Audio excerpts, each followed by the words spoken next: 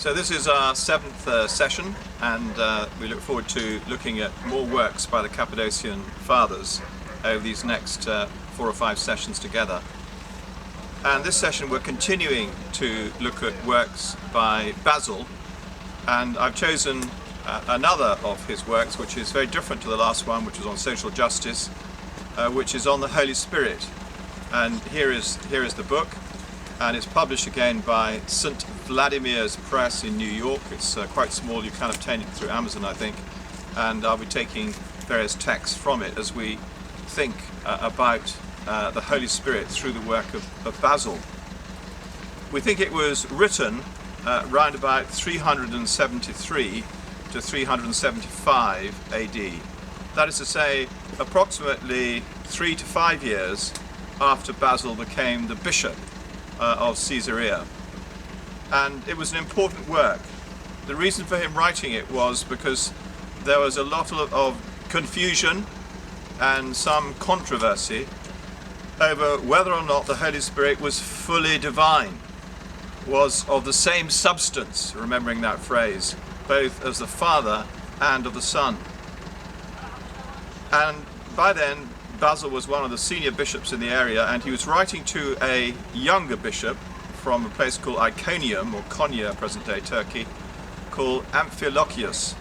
And he was a young man who looked to Basil for support and leadership, and so he wrote this, the first book on the Holy Spirit, for him.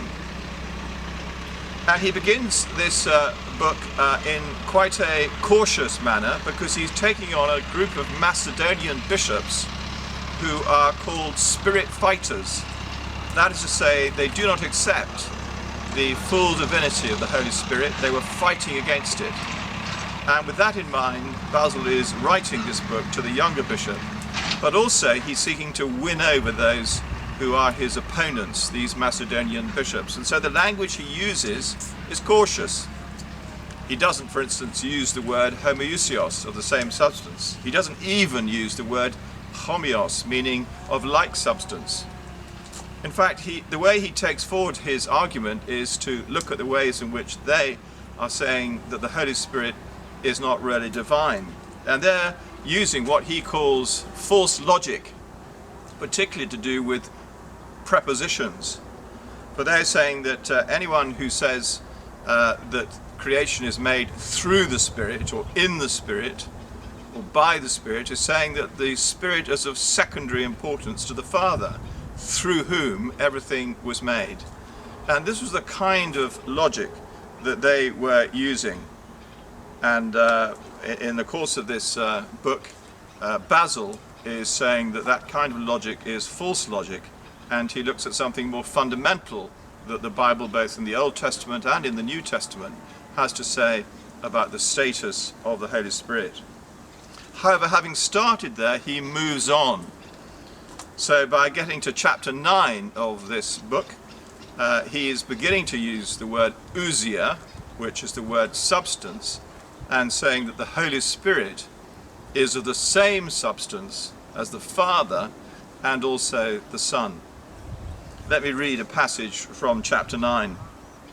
He, that is the Holy Spirit, is simple in substance, the word ousia there, but manifold, that's various, in powers. He is present as a whole to each, and wholly present everywhere. He is portioned out impassively, and participated in as a whole. And this is rather lovely. He goes on to say, he is like a sunbeam, whose grace is present to the one who enjoys him, as if he were present to such a one alone. And still he illuminates land and sea, and is mixed with the air. Just so, indeed, the Spirit is present to each one who is fit to receive him, as if he were present to him alone. And still he sends out grace that is complete and sufficient for all. And this is a rather lovely contrast that Basil is drawing out here, how on the one hand the Spirit is universal, he is everywhere, he is of divine substance, but on the other hand he is individual to a specific Christian who has all of him in them. It's a great, if you like, complementary statement about the work of the Spirit. He goes on to say, another quotation from chapter 9, the Spirit illuminates those who have been cleansed from every stain and makes them spiritual by means of communion with himself. When a ray of light falls upon clear and translucent bodies, they are themselves filled with light and gleam with the light themselves. Just so are the Spirit-bearing souls that are illuminated by the Holy Spirit. They are themselves made spiritual and send forth grace to others. Thence come these things: foreknowledge of the future, understanding of mysteries, apprehension of secrets, distribution of graces, heavenly citizenship, the chorus with angels, unending joy, remaining in God, kinship with God, and the highest object of desire, becoming God. That whole idea which comes from Athanasius in particular of theosis. He became as we are, that we might become as he is. Who does that, says Basil in his book? Well, the Holy Spirit makes us to be one with him. Basil describes the action of the Spirit creating kinship with God. He looks at Galatians chapter 4 and verse 6. The Spirit drives out demons.